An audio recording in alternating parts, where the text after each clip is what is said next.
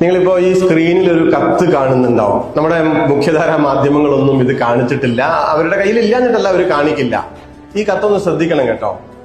പ്രിയപ്പെട്ട നമ്മുടെ നാട്ടിലെ ആശാ വർക്കർമാരും അവരുടെ SUCI നേതൃത്വം കൊടുക്കുന്ന സമരത്തെ ന്യായീകരിക്കുന്നവരുമൊക്കെ ഈ കത്തൊന്ന് നോക്കണേ.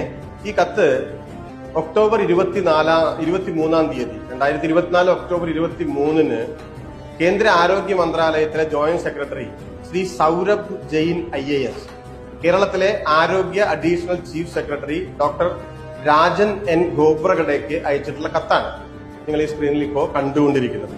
എന്താണ് കത്തിലെ ഉള്ളടക്കം?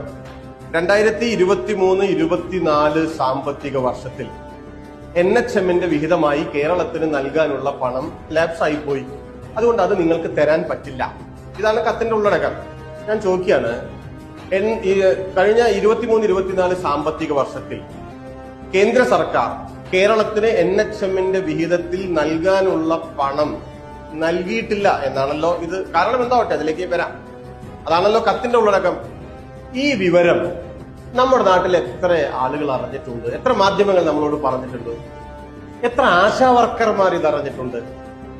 എന്തുകൊണ്ടാണ് പണം തരാത്തത്? അതിൽ കാരണം പറയുന്നുണ്ട്. നിങ്ങൾ NHM ശുപാർശ ചെയ്യുന്ന അല്ലെങ്കിൽ നിഷ്കർഷിക്കുന്ന ബ്രാൻഡിംഗ് പൂർത്തിയാക്കിയിട്ടില്ല എന്നാണ്.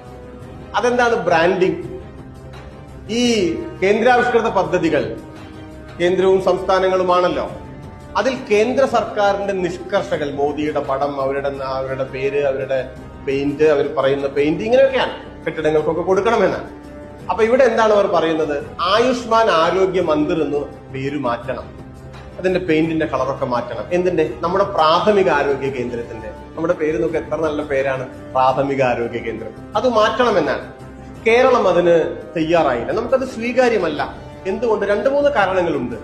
ഒന്ന്, കേരളത്തിന്റെ വാർഷിക ആരോഗ്യ ബഡ്ജറ്റ് 12,000 കോടിയോളം രൂപയാണ് ഏകദേശം. അതിലൊരു 7-8% NHMന്റെ വിഹിതം. NHM തന്നെ അതിൽ 40% അതാത് സംസ്ഥാനങ്ങളുടെയാണ്. ഈ ഒരു നാമമാത്രമായ സംഖ്യ തന്ന് സംഘപരിവാറിന്റെ ഒരു രാഷ്ട്രീയം ഒളിച്ചു കടത്തുന്ന മട്ടിലുള്ള കാര്യങ്ങൾ പറ്റില്ല എന്ന് നമ്മൾ പറഞ്ഞു. രണ്ടാമത്തെ കാര്യം, ആയുഷ്മാൻ ആരോഗ്യ മന്ദിർ. ഇതൊന്നും നമുക്ക് പരിചിതമായ കാര്യങ്ങളല്ല. ഈ പേരുകളൊന്നും നമ്മുടെ ഒരു രീതിയുമായി, സ്വഭാവവുമായി ചേർന്നു പോകുന്നതല്ല. അതുകൊണ്ട് പറ്റില്ല എന്ന് നമ്മൾ ഇത് പറഞ്ഞു.